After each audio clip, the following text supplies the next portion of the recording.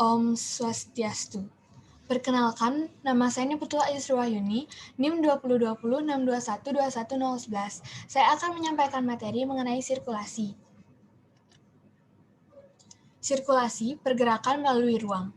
Jalur pergerakan kita dianggap sebagai elemen penyambung indrawi yang menghubungkan ruang-ruang sebuah bangunan atau ruang eksterior maupun interior secara bersamaan. Kita bergerak dalam waktu melalui sekuen ruang. Kita mengalami suatu ruang dalam yang dimana berkaitan dengan dari mana asal kita bergerak dan kemana kita akan pergi.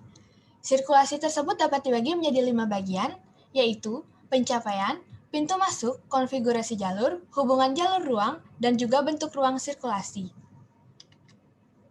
Yang pertama yaitu pencapaian. Pencapaian merupakan jalur menuju pintu masuk sebelum kita berjalan memasuki sebuah bangunan. Pencapaian dibagi menjadi 3 bagian, yaitu frontal, tidak langsung, dan juga spiral. Pencapaian frontal itu akan secara langsung mengarah ke pintu masuk sebuah bangunan melalui jalur lurus atau aksial. Pencapaian tidak langsung menekankan efek perspektif pada fasad depan dan bentuk sebuah bangunan. Sedangkan pencapaian spiral itu melamankan dan menekankan bentuk tiga-dimensional sebuah bangunan, sementara kita yang akan bergerak di sekelilingnya. Contoh dari pencapaian yaitu Villa Barbaromeser, Italia, yang diciptakan oleh Andrea Palladio. Dan juga Hainan yang terletak di Beijing, yang merupakan penghubung antara kota terlarang ke bagian utara dan kota terluar ke bagian selatan di Beijing, Cina, pada abad ke-15. Selanjutnya itu ada pintu masuk. Saat kita masuk ke sebuah bangunan, ruang dalam bangunan maupun area eksterior tertentu akan melibatkan atau melalui sebuah aksi menembus atau melewati suatu bidang vertikal yang membedakan satu ruang dengan ruang lainnya. Menurut bentuknya, pintu masuk itu dapat dibagi menjadi 3, yaitu pintu masuk rata, pintu masuk yang dijorokkan, dan juga pintu masuk yang dimundurkan. Pintu masuk rata biasanya akan mempertahankan kemenerusan permukaan dinding dan juga kita bisa disembunyikannya. Pintu masuk yang dijorokkan akan membentuk suatu ruang peralihan, memberikan fungsinya pada pencapaian, serta memberikan kanopi pelindung. Sedangkan pintu masuk yang dimundurkan dapat menyediakan perlindungan dan mendapatkan sebagian ruang eksterior ke dalam area bangunannya. Contoh dari pintu masuk itu ada Plaza San Marco yang terletak di Venesia, yang merupakan di mana pemandangan laut yang dibingkai oleh Istana Do di kiri dan perpustakaan Samozi di kanan. Pintu masuk ke plaza ini adalah dari arah laut ditandai dengan adanya dua buah kolom granit. Selanjutnya, ada rumah Der Churchet yang terletak di La Plata, Argentina. Rumah Der Churchet ini memiliki sebuah portal yang menandai pintu masuk sebagai pejalan kaki di dalam bukaan yang lebih besar. Selanjutnya, ada konfigurasi jalur. Bagian ketiga yaitu konfigurasi jalur. Seluruh pergerakan yang ada, baik itu oleh manusia, kendaraan, barang, ataupun jasa, yang terjadi secara alamiah adalah linear. Seluruh jalur tersebut memiliki titik awal di mana kita dibawa melalui suatu tahapan ruang hingga menuju tujuan kita. Konfigurasi jalur itu dibagi menjadi 6 bagian, yaitu bagian pertama ada linear. Semua jalur itu adalah linear. Jalur yang lurus dapat menjadi elemen pengatur utama bagi serangkaian ruang. Contoh dari konfigurasi jalur linear itu adalah rumah Sodam. Selanjutnya ada radial.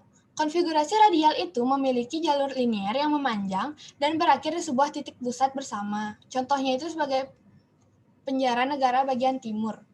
Selanjutnya itu ada konfigurasi jalur spiral adalah jalur tunggal yang menerus yang berawal dari sebuah titik pusat yang bergerak melingkar dan semakin jauh dari titik pusatnya. Contohnya itu seperti Candi Borobudur. Selanjutnya ada konfigurasi jalur grid, yang merupakan dua buah jalur sejajar yang berpotongan pada interval reguler yang dimana akan menciptakan area ruang berbentuk bujur sangkar ataupun persegi panjang, seperti contoh yaitu denah kota ideal. Selanjutnya, ada konfigurasi jaringan, yang merupakan jalur-jalur yang menghubungkan titik-titik yang terbentuk di dalam ruang. Selanjutnya itu ada konfigurasi jalur komposit, yang terdiri dari titik-titik penting, pola yang menjadi pusat aktivitas, serta akses masuk ke dalam ruangan dan juga sebagai sirkulasi vertikal. Selanjutnya ada hubungan ruang dan jalur. Hubungan ruang dan jalur itu dibagi menjadi 3 bagian, yaitu ada melewati ruang, lewat menembusi ruang, dan juga menghilang di dalam ruang. Melewati ruang, di mana integritas setiap ruang itu dipertahankan, konfigurasi jalurnya itu fleksibel, ruang yang menjadi perantara dapat digunakan untuk menghubungkan jalur dengan ruang-ruangannya. Lewat menembusi ruang, di mana jalur dapat melewati sebuah ruang secara aksial. Jalur menciptakan pola-pola peristirahatan dan pergerakan di dalamnya ketika ia menembus ruang. Menghilang di dalam ruang, di mana lokasi ruangnya menghasilkan jalur tersebut dan juga hubungan antar jalur ruang tersebut digunakan untuk mencapai dan memasuki ruang penting baik secara fungsional ataupun simbiolis. Contohnya itu seperti Rumah 2 Eric Boysonas yang terletak di Prancis yang didesain oleh Philip Janssen. Selanjutnya itu ada bentuk ruang sirkulasi. Bentuk ruang sirkulasi ini dapat terjadi secara tertutup, terbuka pada satu sisi, dan juga terbuka pada kedua sisi. Ruang-ruang untuk pergerakan membentuk suatu bagian integral dari organisasi bangunan dan memiliki jumlah yang signifikan di dalam volume sebuah bangunan.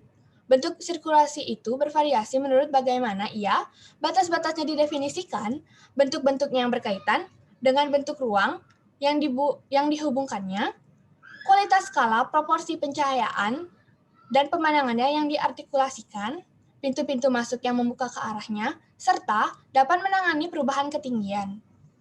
Sebuah ruang sirkulasi itu bisa yang pertama tertutup, di mana ruang sirkulasi tertutup ini membentuk suatu galeri publik atau koridor privat yang ada hubungannya dengan ruang-ruang yang dihubungkannya melalui akses-akses masuk di dalam sebuah bidang dinding.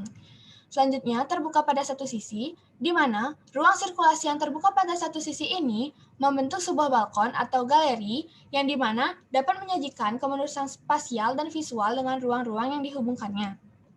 Selanjutnya, terbuka pada kedua sisi, di mana akan membentuk jalur setapak berkolom yang menjadi penambahan fisik sebuah ruang yang dilaluinya. Contohnya itu seperti Biera S. Maria della Pare. Selanjutnya, tangga dan jalur tersedia untuk pergerakan vertikal kita antara lantai sebuah bangunan atau ruang luar. Tangga merupakan bentuk tiga-dimensional seperti pergerakan naik turun tangga sebagai sebuah pengalaman tiga-dimensional. Kualitas tangga dimensional ini dapat berdiri bebas di dalam ruang ataupun ditempel pada sebuah dinding. Konfigurasi tangga menentukan arah jalur kita menaiki atau menuruti anak tangganya. Ada beberapa cara dasar dalam mengonfigurasikan tangga, jalur, dan arah sebuah tangga, yaitu tangga lurus, tangga bentuk L, tangga U, tangga sirkular, dan juga tangga spiral. Seperti contohnya itu pada tangga besar di Rumah Opera Paris. Jalur tangga dapat membentang sepanjang sisi sebuah ruangan. Jalur tangga juga dapat mencuat di antara dinding sebuah lorong untuk memberi kesan tempat privat. Sekian presentasi dari saya. Apabila ada kesalahan kata, mohon dimaafkan. Om Santi Santi Santi Om.